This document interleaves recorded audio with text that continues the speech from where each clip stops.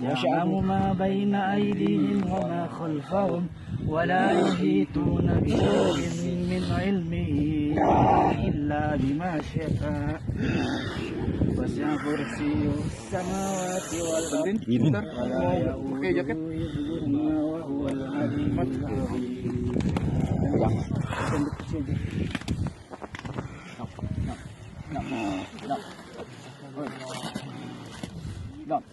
Minum dulu. Dia betul. Kasih air putih dulu. Minum putih.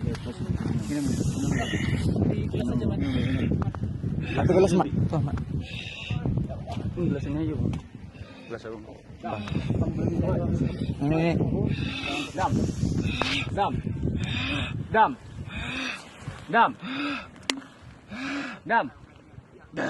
Dam.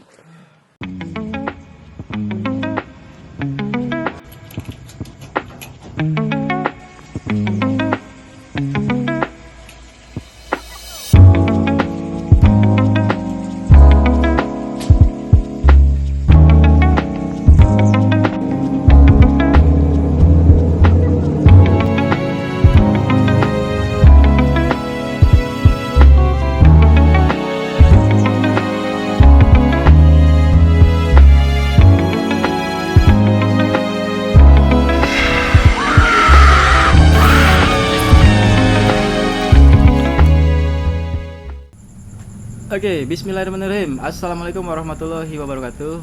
Kembali dengan gue EP di Anomali.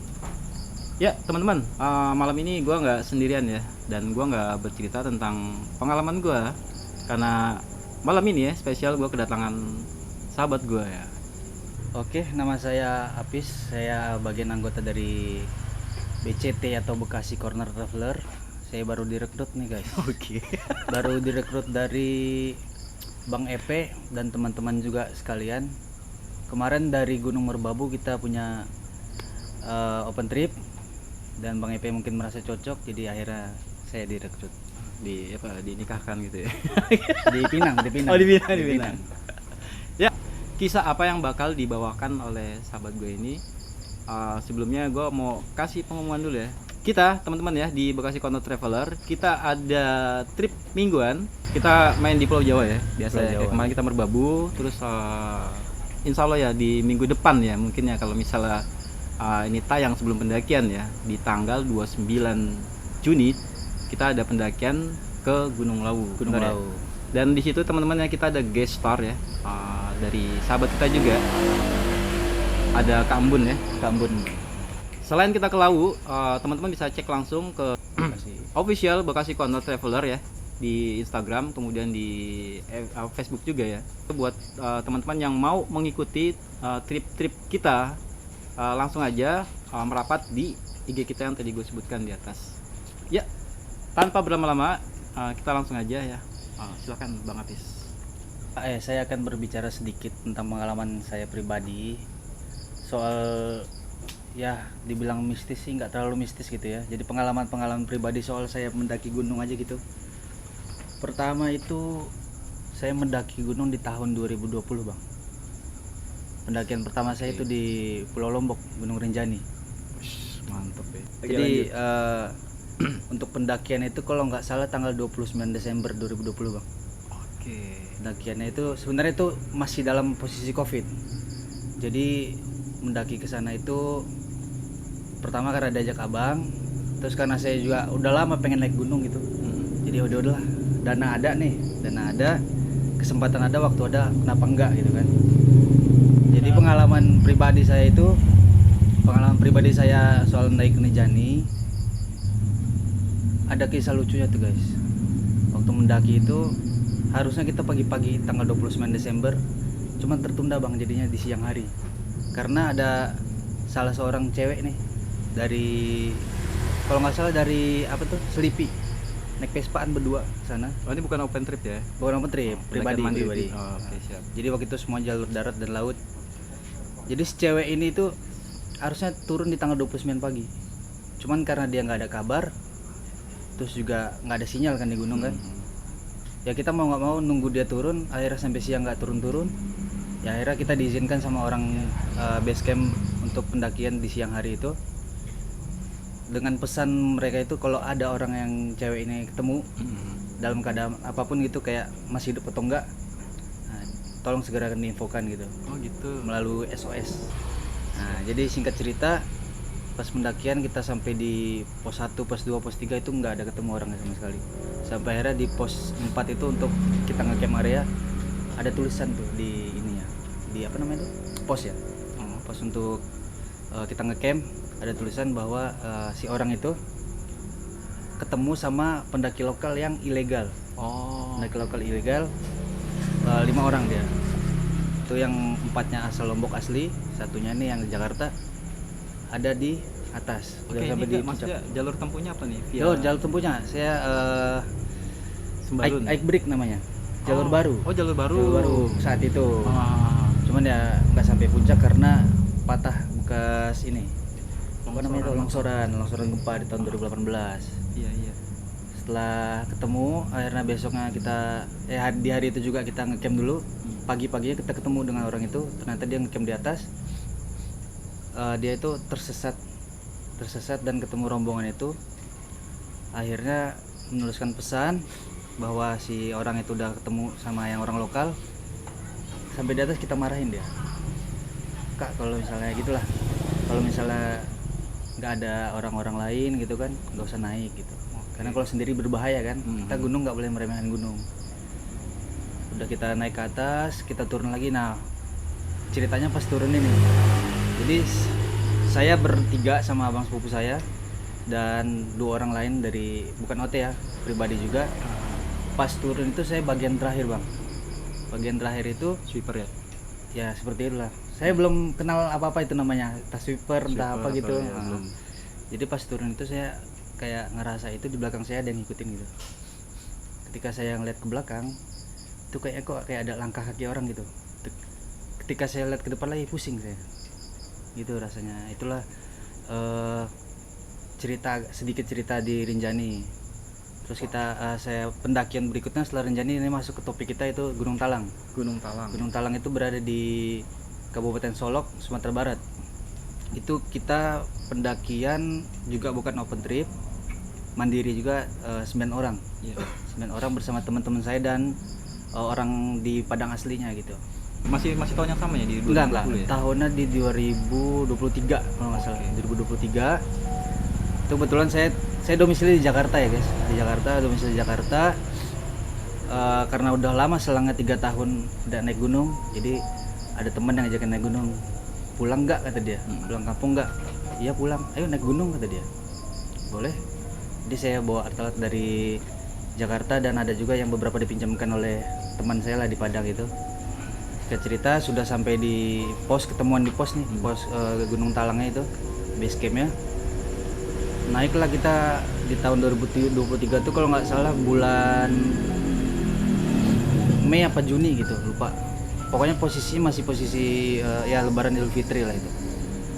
Naik ke Gunung Talang dengan 9 orang. Itu tidak ada yang ini ya, tidak ada yang aneh-aneh. Tapi pas ketika kita sudah sampai di camp area Gunung Talang itu, atau disebutnya di sana itu Cadas, terkenal Cadas. Tempat campnya itu Cadas Gunung Talang. Sudah sampai di camp itu jam 5 sore. Kebetulan posisinya lagi habis hujan. Mendirikan tenda, ya makan malam lah biasa-biasa. Tibalah saatnya pada itu pukul jam 10 malam kalau nggak salah. Di jam 10 malam itu udah siap-siap mau tidur.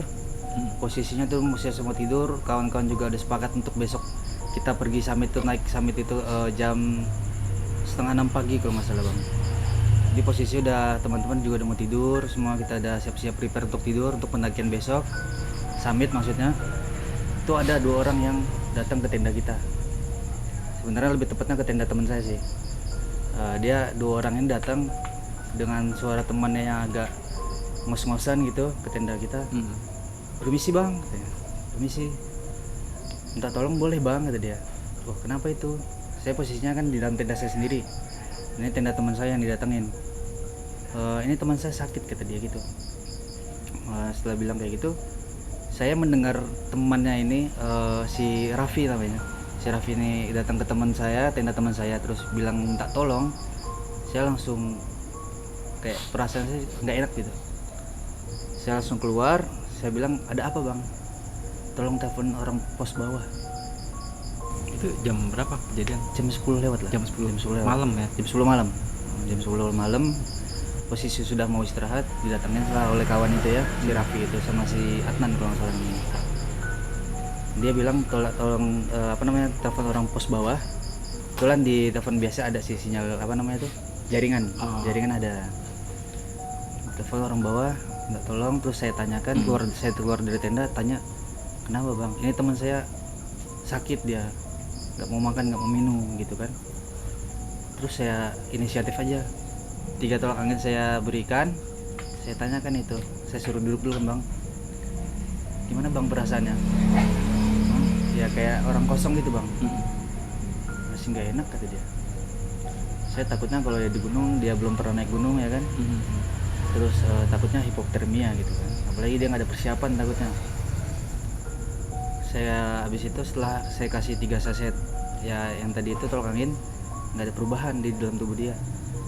Akhirnya karena saya agak bisa lah ini ngurut orang gitu, saya urut ngurut kaki ngurut gitu. Dalam arti sebenarnya gitu. Nggak, soalnya gue punya pengalaman sama Abis ya, tapi nanti gue ceritain tuh next di episode ya. Jadi saya urut lah ujung-ujung jarinya itu bang, pakai minyak kayu putih. Saya tanyakan lagi ke orang itu, si Adnan, gimana rasanya bang? Sama saya enak. Apa yang abang rasain? Saya tanya. Perasaan saya tuh kayak batin nih kayak nggak enak kata dia. Terus kepala pusing, terus kayak suka bengong gitu kan. Karena si teman saya ini, si Willy namanya, dari dalam tenda, dia kan bertiga tendanya itu. Pis, bacain aja kata dia. Jangan saya bilang gitu. Kau aja, soalnya Pekanbaru kan, maaf ya guys, Pekanbaru tuh aku kau bahasanya. Kau aja. Saya dengan perasaan terkejut. Jangan, saya bilang gitu. Karena saya takut kan, karena itu di gunung, pengalamannya juga belum terlalu banyak soal di gunung gitu. Lalu saya suruh adik saya, coba dek ini bacain dia. Dan adik saya juga tidak berani dia. Karena dengan keberanian saya timbulkan aja dalam hati saya. Ya udahlah, bismillah. Akhirnya saya minta tolong ke teman-teman itu untuk pegangkan tangan dia bang, disilangin gini. Disilangin gitu. Saya bacain lah dia kayak ya ayat kursi gitu kan. Terus dia setelah saya bacain itu dia kayak memberontak gitu tangan bang, kaki ini nendang gitu. Nah, terus saya ingat pesan dari orang tua saya, jangan lupa 3 ayat terakhir di Al-Quran, kayak ya Al-Ikhlas, Al-Falaq sama An-Nas gitu. Saya bacakan aja itu, tambah kencang. Jadi dia ada reaksi tuh ya. Reaksi dia kayak memberontak gitu, tangan tetap saya pegang erat-erat gitu. Sebenarnya saya juga gemeteran badan saya gitu. Bisa nggak ya ini gitu. Dengan ya doa-doa itu dianya bereaksi. Terus saya tiup muka dia gitu, tumbang dia bang, di dalam tenda itu tumbang jatuh. Nah setelah tumbang itu barulah keluar dari mulut dia tuh kayak ya bahasa Minang, dia tuh kerasukan. Jadi kalau kata orang sana itu inya harimau namanya. Inya harimau tuh kayak siluman harimau gitu, penunggu gunung Talang gitu. Jadi inyi harimau itu masuk ke tubuh dia. Yang inyi yang ngomong pakai bahasa Minang, ya bahasa Minang kasar gitu guys. Kenapa saya masuk ke dalam tubuh dia ini? Sebenarnya dia ini anak baik kata dia gitu. Cuman saya nggak suka karena di dekat tenda dia tuh, dekat semak-semak, ada orang sepasang lah yang belum menikah sedang mesum kayak gitu. Nah jadi saya masuk ke anak ini karena saya percaya, saya datang ke kalian gitu. Akhirnya ya dia ngoceh-ngoceh terus. Setelah itu saya tinggalin tenda itu karena saya ya takut dia pindah ke saya gitu. Setelah selang 10 menit atau 15 menit tuh dia manggil lagi, tadi siapa yang bacain saya kata dia gitu. Kenapa kamu bacain saya? Tapi bagus kata dia gitu bang, tapi bagus kata dia gitu. Tolong bacain saya dulu, saya mau keluar dari orang ini kata dia gitu. Ya saya bacain lagi. Setelah itu udah keluar dari tubuh orang itu. Itu akhirnya orang itu sadar. Ya seperti biasa kan, kayak pengalaman kita kemarin tuh setelah orang tuh sadar kan kayak linglung gitu, kayak kosong gitu. Nah ada lagi yang lebih aneh ya bang dari si Adnan ini. Pas pendakian dia tidak ada persiapan sama sekali, tidak membawa sleeping bag. Iya. Pendakian pun pakai sepatu sepatu Converse lah gitu. Sepatu yang tidak layak lah untuk gunung sebenarnya itu. Cuman yang anehnya itu pas sampai di atas kita cari sepatu nggak ada, cuma satu. Sepatu yang dipakai Itu cuma satu. Cuman dia taunya 2 di bawah atas. Kita cari-cari nggak ada di situ kan. Akhirnya dia juga nggak tahu sepatu dia di mana. Pas turun lagi kita di hari esoknya setelah puncak itu. Turun kita sama-sama, sepanjang perjalanan itu dia seperti ketakutan. Jadi saya sama saudara saya juga, abang saya, dia selalu pegangan tangan. Kenapa? Saya dilihatin terus bang. Oke. Selalu diintai saya. Dan si Adnan pun juga nggak ada untuk tadi itu proper naik gunung, karena dia itu merasa jiwanya itu dirinya dipanggil-panggil sama si Inye ini gitu. Naik gunung bukan untuk dia sendiri, bukan keinginan dia sendiri, cuman kayak ada yang manggil-manggil dari gunung itu di dalam diri dia gitu. Oke, itu sebelum pendakian. Jauh sebelum pendakian, akhirnya dia naik. Tapi dia nggak cerita tuh ke teman-teman. Enggak cerita dia, karena setelah sadar itu kan temannya ngomong, si Raffi ini ngomong ke saya kalau dia itu sering dibully di sekolahnya, mungkin begitu. Dibully terus dia kosong, suka bengong. Nah pas bengong itu mungkin masuk gitu. Jadi itu pas di bawah, setelah kita turun ke bawah, sepatu itu ketemu lagi bang, ada di bawah. Ada di bawah itu pos maksi. Di pos maksi, iya. Di base camp, di register ya. Iya. Jadi sepatu dia yang awalnya cuma 2, pas di atas cuma ketemu satunya lagi ternyata ada di pos registrasi gitu. Oke. Nah seperti itu. Akhirnya kita juga heran kan, apa ini yang terjadi gitu kan. Terus selang berapa bulan, kalau nggak salah 2 bulan apa 2 bulan lebih gitu, saya lihat berita si Adnan ini hilang lagi di gunung, namanya tuh Gunung Singgalang kalau nggak salah. Oke, masih di Sumatera juga. Masih di Sumatera Barat juga. Itu berarti kurun setelah pendakian. Iya, udah 2 bulan. 2 bulan. Tuh di grup kan kita ada buat grup gitu. Ada teman saya yang nge-share bahwa dia ditemukan oleh tim SAR evakuasi. Dia kan hilang tuh di Gunung Singgalang itu, hilang ditemukan oleh tim evakuasi, tim SAR gitu. Tapi alhamdulillah dalam kondisi hidup. Nah kita merasa aneh aja gitu. Udah kita bilangin jangan naik gunung kalau nggak ada persiapan gitu kan, tapi dia masih nekat naik gunung. Terus itu loh pengalaman saya di Gunung Talang. Oke. Enggak, tadi dulu. Ada kemungkinan pas saat dia 2 bulan setelah itu, terus kemudian dia panggil ke Singgalang, itu ada yang manggil juga kan? Kemungkinan ada. Soalnya dia rumah kebetulan deket di kaki Gunung Singgalang itu, kemungkinan ya kayak gitu. Temannya soalnya saya tanya lagi, kok dia naik lagi gitu kan? Kok dia naik lagi ke sana, kan sudah abang bilang kemarin jangan naik lagi gitu kan, kalau nggak ada persiapan, apalagi ya kalau nggak ada niat naik gunung gitu. Ya nggak tahu saya Raffi banget dia. Soalnya si dia juga naiknya nggak sama Raffi, cuman dia bilang kayak gitu, pengen naik lagi nih gitu. Jadi kayak mungkin di dalam diri itu ada kayak yang manggil-manggil gitu.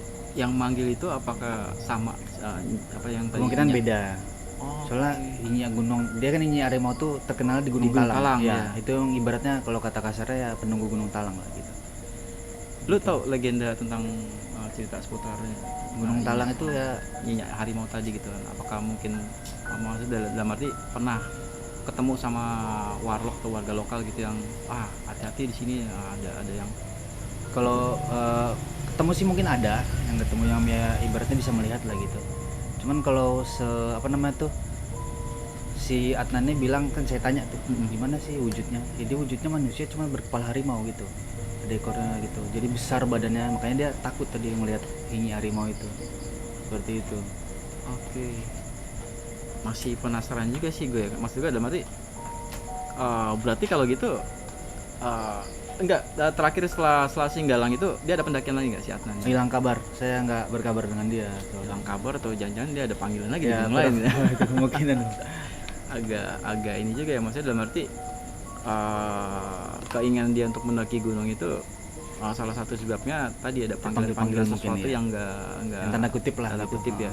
Nggak, yang pengen gue tanya yang tadi yang awal ya, waktu dia, ini kita kembali ke si Adnan ya, waktu di Gunung Talang ya, yang awal pertama kan lu prediksi dia adalah hipotermia gitu. Terus tiba-tiba ada keinginan untuk membacakan itu, kriterianya apa? Keinginan karena melihat gelagatnya sih bang, melihat gelagatnya tuh kayak matanya sayu, pikiran kosong. Lu bisa Sering- membedakan antara hipotermia? Iya, kalau hipotermia itu kan kayak badannya tuh nggak enak gitu ya, panas dingin gitu kan. Oke. Cuman kalau ini sepertinya beda dari tatapan dia yang kosong, terus kayak diajak ngomong nggak nyambung gitu kan. Dan lu punya pengalaman sebelumnya untuk masalah yang kayak gitu gitu? Itu baru pertama kali sih bang, Oke. makanya gemeteran saya Oke, siap. pertama kali itu. Dan ya sebenarnya dengan terpaksa sih itu bang, karena nggak, yang pertama ya kurang ilmu kita kan, cuman ada sedikit ya itu coba kita terapkan, alhamdulillahnya bisa gitu. Oke, terlepas dari apa yang mungkin lu pernah belajar atau apa gitu ya, walaupun tadi lu bilang kurang ilmu atau tidak, tapi sedikit banyak lu menguasai gitu ya. Maksud gua, kenapa sih disilang itu? Karena kalau itu ini saya apa namanya itu perasaan aja, takutnya kalau orang yang kemasukan itu biasanya berontak. Oke. Bukan ada SOP ada? nggak ada, Nggak ada SOP. nggak ada Oke. gitu. Tapi Soalnya- lebih ke insting gitu. Ya ke insting aja gitu, soalnya sepengalaman nonton orang kayak gitu misalnya gitu kan, pasti dia ngeberontak gitu kan. Jadi coba dipegang tangan, saya silangin gitu kan, pegangin, dan itu emang kejadian dia ngeberontak kan. Kalau nggak dipegangin ya mungkin dia nunjuk kita atau gimana gitu kan, nggak tahu gitu bang. Oke, terus kan tadi lu sempat ada apa sih dialog gitu ya, ada apa sih interaksi sama si makhluk ini ya, yang sampai dia bilang tadi dia pengen menyampaikan sesuatu gitu ya, sama yang tenda apa yang tadi tuh yang ada, Ya, yang itu lu berdua sempat itu. ngecek gitu. Sebenarnya kebenaran. disuruh cek sama si Inya itu, cuman kan dia pakai bahasanya bahasa daerah ya, bahasa Minang. Cuman pas dia lagi Inya gitu masuk di dalam tubuh Adnan itu, datanglah orang pos bawah, dia manggil saya, ada apa gitu kan. Ya, ini bang kejadian kayak gini. Saya bilang Berarti kayak sempat apa sih komunikasi sama? gitu. Iya, karena pas lagi kejadian itu orang bawah datang ke atas kan. siap. Nah, terus oh itu dibiarin aja, bilang aja baik-baik ke si Inya. Ini kalau misalnya emang Inya nggak senang sama orang ini, jangan masukin orang lain, jangan masukin teman saya, masukin aja langsung ke orang yang berhubungan yang Inya nggak suka. Nah itu pesan orang itu, jadi kita nggak sempat untuk ngecek tendanya orang itu gitu. Kayak gitu bang. Mungkin ada satu sesi ya kita mungkin balik lagi ke sana ya, kalau misalnya lu berkenan gitu untuk ngebahas tentang si minyak harimau gitu ya. Ntar coba ini dulu dikulik dulu. Tapi harus prepare. Soalnya di tahun 2015 itu apa namanya tuh yang dikasih tahu sama orang yang tadi saya temui itu, orang pos bawah itu, di tahun 2015 itu ada kejadian sama seperti itu juga, cuman dia sekitar kena 150 orang apa 200 orang kesurupan massal. Kesurupan massal. Ya, jadi misalnya si A masukin apa namanya itu bantuin si B yang kena. Nah, yang B ini udah sembuh, pindahin ke si A. Yang ke si C nyembuhin yang si A tadi ini ya berturut-turut jadi bang, sampailah kalau nggak salah 150 orang. 150 orang dengan sosok yang sama. Dengan sosok yang sama. Si Inyak Harimau Inyak Harimau juga. itu juga. Itu kalau nggak salah informasinya tahun 2015 kalau nggak salah. Gitu.